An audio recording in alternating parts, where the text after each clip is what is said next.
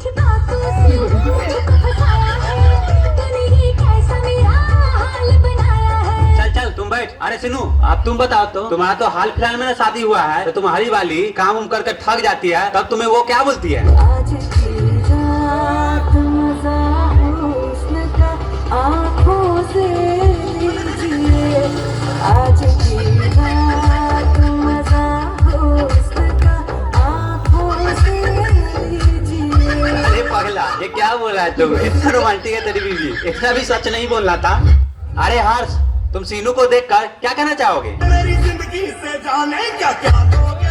अरे सिनू, ये तुम्हें क्या बोल रहा है रे? अरे सर, बोलने दीजिए ना, हमें इससे क्या फर्क पड़ता है। अच्छा, तो तुम इसे देखकर तुम इसे क्या कहना चाहोगे? कट्ठा जमीन दो